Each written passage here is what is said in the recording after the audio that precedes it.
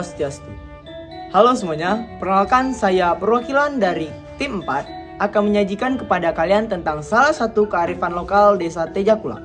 Namun, sebelum kita lanjut ke topik utamanya, di sini kami akan memperkenalkan diri terlebih dahulu sebagai anggota tim 4. Nah, daripada berlama-lama lagi, mari kita lanjut ke perkenalannya.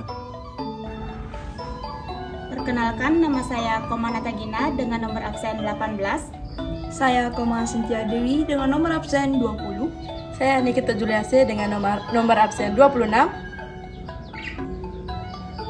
Oke, perkenalkan nama saya Ike Dadi Kamajaya, saya nomor absen 6. Baik, perkenalkan nama saya Kade Velvet, nomor absen 8.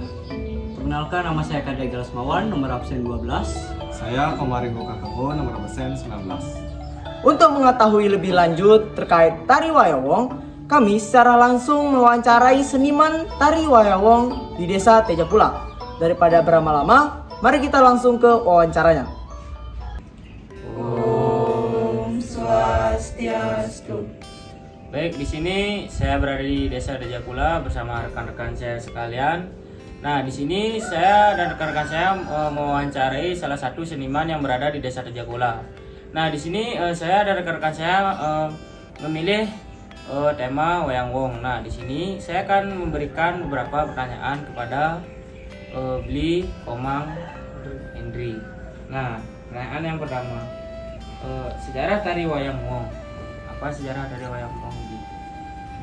Untuk yang pertama tentang sejarah tari wayang, yang pertama yaitu tari wayang yang ada di Desa Tejakula kurang lebih keberadaannya terbentuk dari kurang lebih dari abad ke-16. Tetapi dalam babad atau dalam cerita tidak ada bukti tertulis, baik itu berupa prasasti maupun yang lainnya. Akan tetapi dalam cerita ini hanya berbentuk dari lisan dari mulut ke mulut, dari tutur ke tutur dari warga atau sesepuh di Desa Tejakula. Untuk keberadaan tari wayang Tejakula ini berawal dari Desa Tejakula yang merupakan dulunya bernama Desa Paminggir atau Desa Hiliran dulunya sebelum bernama Desa Tejakula. Desa Hiliran atau Desa Paminggir merupakan jajahan dari Desa Sekuana Bali Kintamani, karena Desa Sekuana berada di gunungan, sedangkan Desa Hiliran atau Desa Paminggir adanya di Paminggir, seperti namanya Hiliran atau Paminggir, berada di pinggir pantai Tejakula, yang dimana pada saat itu Desa Tejakula atau Desa Hiliran pada saat itu tepatnya di Pursekar Tejakula dulunya menjadi sebuah dermaga pelabuhan besar, di mana di situ menjadi pusat perdagangan kalau bisa dibilang sebali, bisa dibilang bahkan lebih, karena di sana merupakan adanya perbenturan budaya, karena di sana sampai sekarang masih ada pelinggih Cina, pelinggih Buddha, pelinggih Islam juga ada, dan juga pelinggih Hindu, sehingga di sana terdapat beberapa budaya-budaya yang dari luar daerah. Sehingga dari sana, karena banyaknya pedagang yang datang dari luar daerah, baik itu dari daerah Gianyar, Bangli, Kelungkung, Karangasem, Gianyar dan lain-lainnya, sehingga dari sini beberapa sesepuh atau para tokoh warga yang ada di Desa Sekuani turun untuk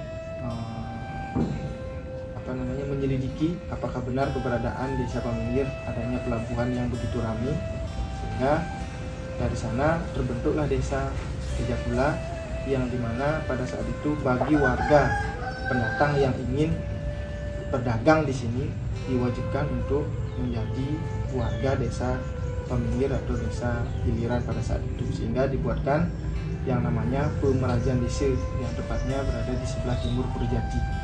Di sana dibentuk disatukan baik itu Soroh Berdewa, Soroh Ide Bagus, Soroh Gusti, Soroh Arya, Soroh Pandey, Soroh Pasek maupun yang lainnya disatukan di sana agar tidak ada ketimpangan kasta, sehingga kita semua menyambung di Desa Tejakula, sehingga dibuatkan yang namanya Meraja Desa.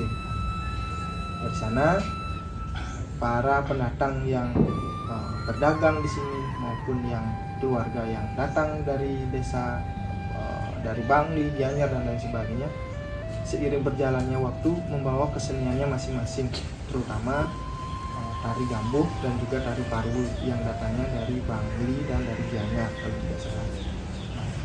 Karena cerita ini hanya dari turun temurun, jadinya tokoh yang dijelaskan juga agak rancu dan juga tahunnya juga agak rancu, sehingga diperkirakan berdirinya pada abad ke-16.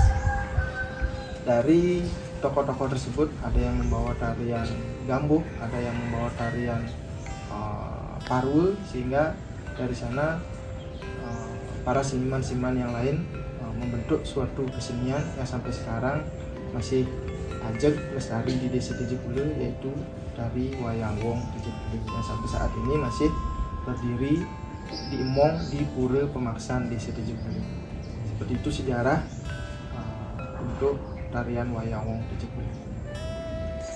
Jadi pertanyaan selanjutnya itu Bli, setiap pementasan wayang itu mengangkat cerita apa aja, atau ada cerita khusus yang setiap pementasan kisah itu harus diangkat? Untuk kesenian Wayang Wong Tejepule yang lebih umum, Wayang Wong pada khususnya tarian Wayang Wong, baik itu Wayang Wong yang ada di Tejepule, di Ubud, di Mas Gianyar maupun di tempat yang lain, biasanya lebih umum mengambil cerita epik Ramayana, wayangan Ramayana. Namun di sini di Desa Tejepule dalam pementasan tari Wayang Wong diambil dari awal cerita, di mana Sita, konflik cerita Sita diculik oleh Rawana. Pada saat itu diambil dari awal cerita. Biasanya pementasannya bergilir, biasanya dari awal misalnya di Pura Pemaksan. Misalnya di Pura Pemaksan ceritanya tentang Sita diculik oleh Rawana. Nanti di pementasan kedua berkelanjutan berepisode yang selanjutnya, misalnya di Pura Dangin Carik. Nanti episodenya atau ceritanya mengambil cerita tentang setelah penculikan Sita, nanti berjalan ke cerita Rama bertemu dengan para kera, yaitu para Sugriwo dan Subali, dan selanjutnya perkelahian antara Subali dan Sugriwo yang dimenangkan oleh Sugriwo. Begitu juga selanjutnya sampai ke terakhir ke cerita kematian Rahwana. Itu biasanya cerita yang paling terakhir. Biasanya di cerita Ramayana menurut Kekawin atau menurut cerita aslinya ada kelanjutan, tetapi dalam pementasan Wayang Wong Tejepule tidak diambil hanya dari konflik-konfliknya saja, dari awal Rama Sita diculik oleh Rawana sampai ke paling terakhir yaitu ke kematian Rahwana. Jika sudah kematian Rahwana, nanti pada pementasan selanjutnya dilanjutkan kembali dengan awal cerita, yaitu diculiknya Sita. Seperti itu berkelanjutan, di mana saja ada pementasan nanti berkelanjutan. Misalnya di Pura A episode pertama, nanti selanjutnya ke Pura B, nanti episode kedua, sampai seterusnya sampai ke terakhir ke kematian Rahwana. Nanti dilanjut lagi ke episode pertama. Seperti Itu tari Wayang Wong saat kapan aja itu dipentaskan atau ditarikan? Untuk pementasan tari Wayang Wong yang wajib, karena tapel Wayang Wong, susunan Wayang Wong, semua topeng yang tersimpan berada di Pura Pemaksan Desa Tejepule, sehingga di sana diwajibkan setiap piodalan, yaitu pada saat pementasan Wayang Wong di Pura Pemaksan itu wajib. Terus yang kedua di Pura Ratu Gede Samangan, itu yang kedua, yaitu pada saat Angare Kasih Pramakat, itu juga wajib. Terus yang ketiga pada saat ada piodalan di Kahyangan Desa, di Pura Dalem, Pura Pusat, dan juga Pura Balai Agung, dan juga pusat Pura Kahyangan Desa yang lain seperti Pura Segare dan juga Pura Dangin Carik yang ada di Desa Tejepule. Kelima pura tersebut jika ada piodalan wajib nyolahang sesolahan dari Wayang Wong, yaitu pada saat purnama ke-5 dan juga purnama ke-6. Nah, sekarang di purnama ke-6 pada saat bulan Desember, kalau nggak salah Desember, purnama ke-6 akan ada pementasan di Pura Dangin Sari. Nanti kan bergantian. Yang pertama Pura Puseh pada saat purnama ke-5, nanti Pura Balai Agung purnama ke-5 bergantian. Enggak setiap tahun di Pura Puseh. Jadi Pura Puseh purnama ke-5 tahun depan Pura Balai Agung, purnama ke-5 tahun depan Pura Dalem, terus berkelanjutan sampai ke Pura Segara. Nanti sasi ke-6 juga sama, sasi ke-6 Pura Puseh, Pura Balai Agung, Pura Dangin Sari sampai ke Pura Segara terakhir. Dan 10 tahun sekali di Pura Beji Kayawan di Pancoran, itu 10 tahun sekali. Terus juga di Sukowane, karena desa Tejakula atau desa Hiliran dulunya merupakan bagian dari desa Sukowane.